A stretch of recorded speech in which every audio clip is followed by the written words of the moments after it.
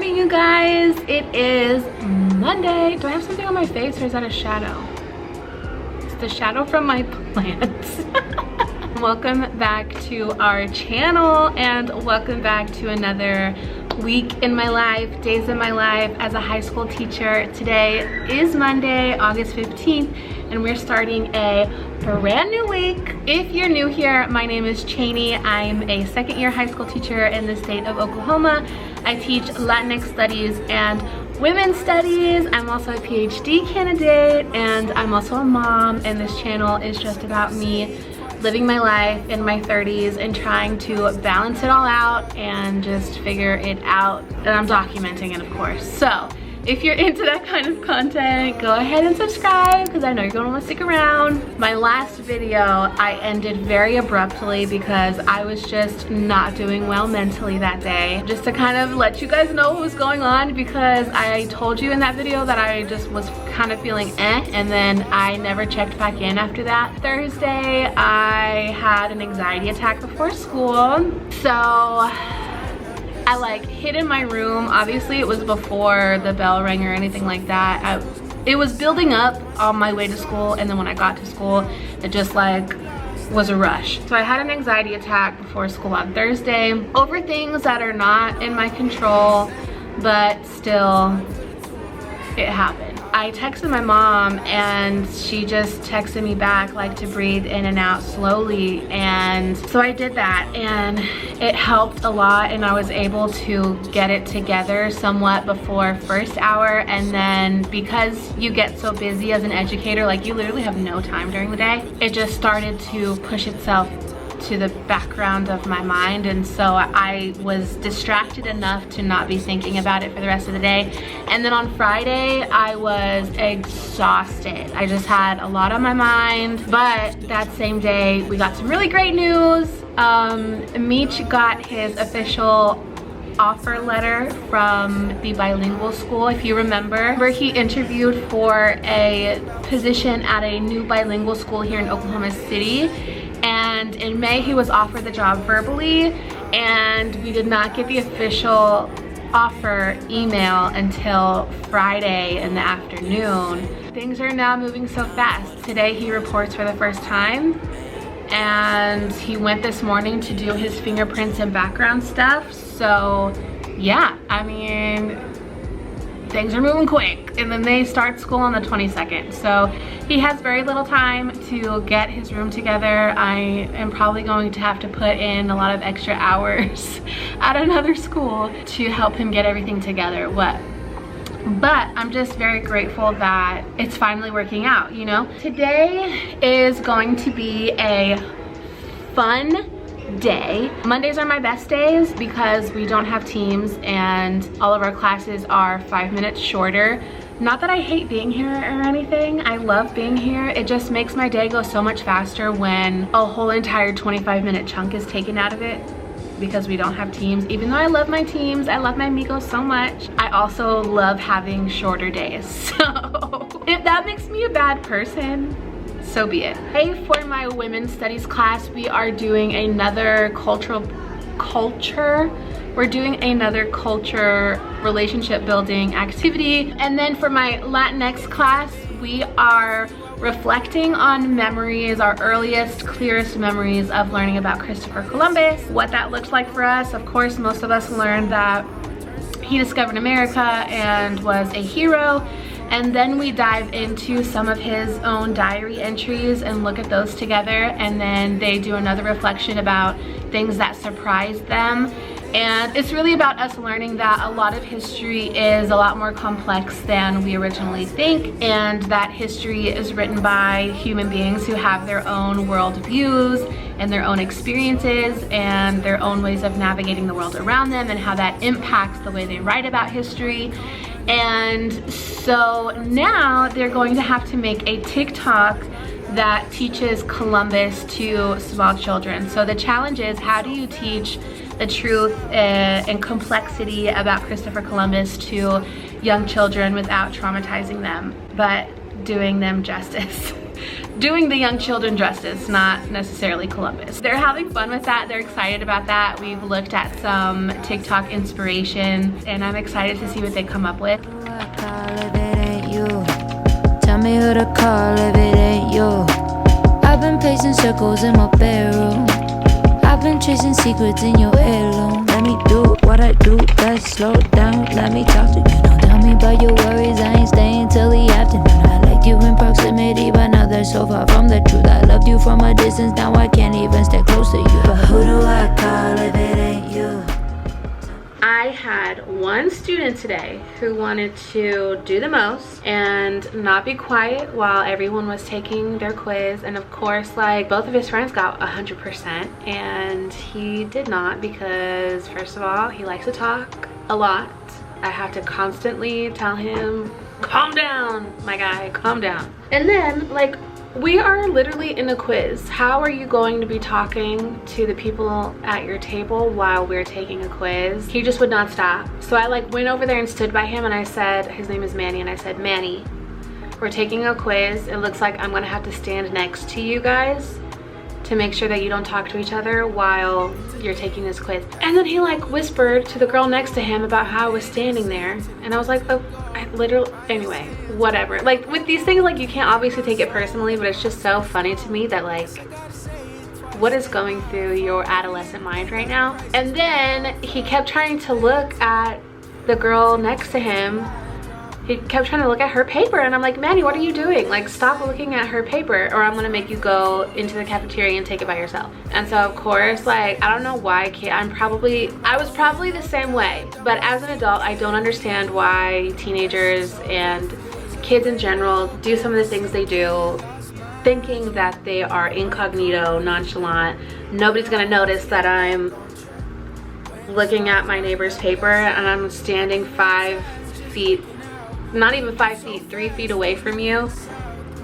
So he had to go to the cafeteria to take it by himself. Of course, did not have his phone, and of course did not do well on the exam, not the exam, the quiz. I'm hoping that seeing his friends get 100s on the quiz will motivate him to do what I need him to do. Bro, we're literally taking a quiz and you're trying to have a whole conversation.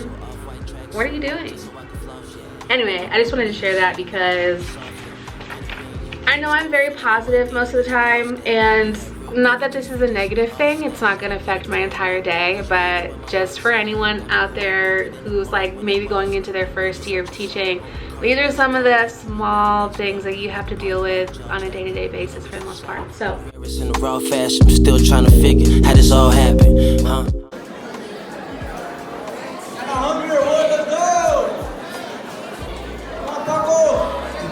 we are officially into Tuesday, halfway through Tuesday already. Time is just flying by because we're having so much fun. I know that this lighting makes me look like super orange, super orangey red, but honestly I don't care because it's just the vibes. Like, I have the lights off, this like soft lamp over here behind y'all, and then the window over here. It's just like makes me feel very warm and fuzzy and cute and cozy. I'm having my women's studies class read the short story Girl by Jamaica Kincaid, and I read it to them as a story time, if you will.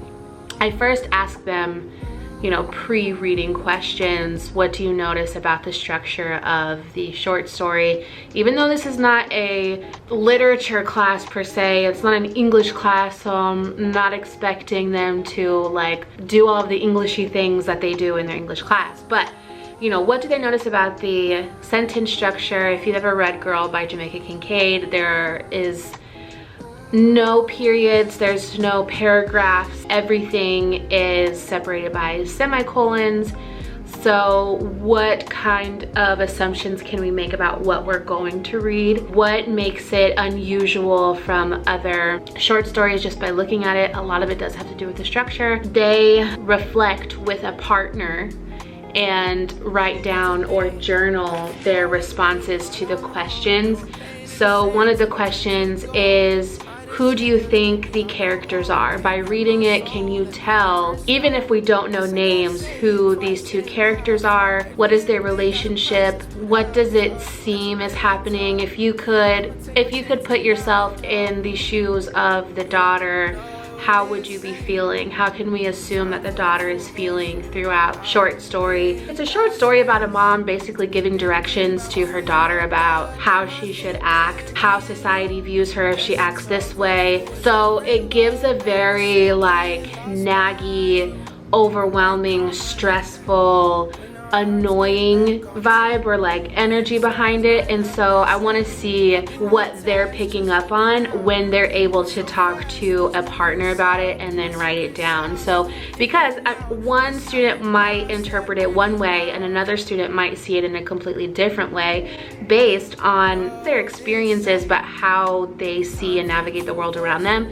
So I love sending them off in groups because they're able to kind of bounce their ideas off of each other before they start to write it down on a paper. My Latinx students, it's a really chill day. They are spending the entire hour planning, scripting, outlining, starting to film 30-second TikToks. It has to be between 30 and 60 seconds. An educational TikTok geared towards a younger audience, teaching the truth about Columbus. The challenge is how do we not romanticize Christopher Columbus? How do we express to younger learners that Columbus was a terrible person?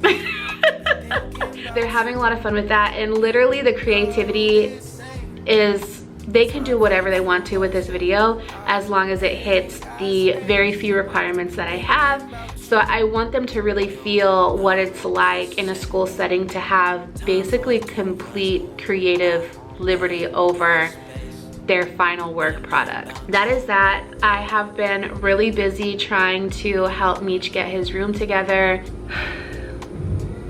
Good morning, you guys. It's Friday. I'm not gonna lie to you. It is the morning of Friday and I have not vlogged for the last 3 days because it has just been so crazy. I am helping Meech put together a whole kindergarten classroom from scratch in a week because school for him starts on Monday, and he's had exactly 1 week to get into his classroom, get it all set up. Parents' night was yesterday, and like trying to rush and like get it ready for parents to see how, oh my god, you guys, I am just literally, I'm dead. I am so dead because I come to work early in the morning. I work all day until 3:30, almost 4 o'clock, and then I go over to Meech's school, which is like 4 minutes away from mine, to help him decorate and set up. And me not knowing anything about kindergarten or centers or like any of that stuff, like I really have a lot of respect for elementary teachers because I don't know how you furnish a whole classroom in the elementary way. Like it just requires so much time and effort and money. Luckily, we've been like able to get things here and there over the entire summer, and my mom has also helped us out with getting things off of Facebook Marketplace. Nothing in that classroom is brand new. Everything is either from thrift stores or Facebook Marketplace or things that have been donated from Buy Nothing groups. It's just been a wild journey. I'm excited that this week is coming to an end. I am dead. I am going to take it easy today. I didn't plan to take it easy. I didn't plan for Friday to be an easy day for me, but it just worked out that way. So my women's studies group, just lets you know what we're doing.